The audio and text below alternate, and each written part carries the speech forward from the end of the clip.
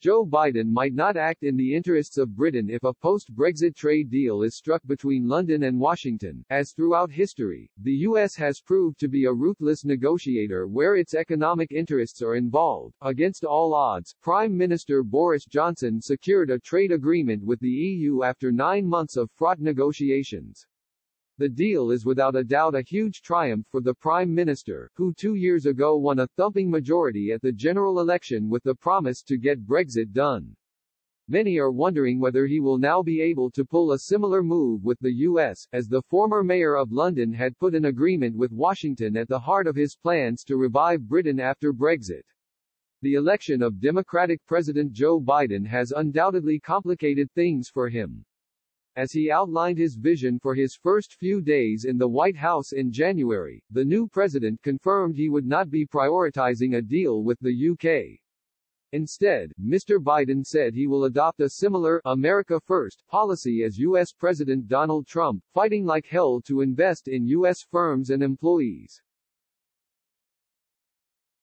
Alan Winters, director of the Trade Policy Observatory at the University of Sussex, told Express. Britain might indeed have to brace itself for disappointment. He said, the chances of a trade deal with the U.S. in the near future are really low. Americans want things out of the deal that are pretty unpalatable in the UK, such as chlorinated chicken and access to a pharmaceutical market at high prices. Basically all things that the UK government has already said it cannot give. Even if a deal is ultimately struck down the line, things might not go exactly as Mr. Johnson might hope, though. Desmond Cohen, author and former dean at the School of Social Sciences at Sussex University, has warned against an agreement with the U.S., as he argued that historical evidence shows that where there are one-sided relationships, with one partner much stronger than the other, the outcome is often exploitative and unbalanced. He wrote, throughout history, the U.S. has proved to be a ruthless negotiator where its economic interests are involved. There are lessons of history which seem only too relevant to current economic policy in the UK. Analyzing US and UK relations at a time of real crisis, the period of World War II and its immediate aftermath, Mr. Cohen claimed there are 3 related issues that yield important lessons relating to any probable set of trade negotiations subsequent to Brexit.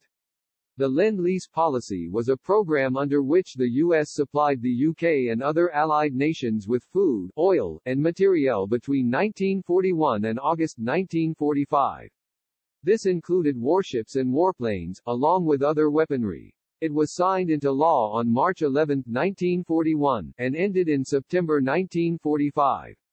In general the aid was free but, according to Mr. Cohen, the U.S. was actually only prepared to provide support under rigorous conditions. He explained, the situation was such that John Maynard Keynes in March 1941 finally exploded, accusing U.S. Secretary to the Treasury Henry Morgenthau of stripping us of our liquid assets to the greatest extent possible before the Lend-Lease Bill comes into operation. He was aiming to reduce Britain's gold reserves to nil, treating us worse than we have ever ourselves thought it proper to treat the humblest and least responsible Balkan country.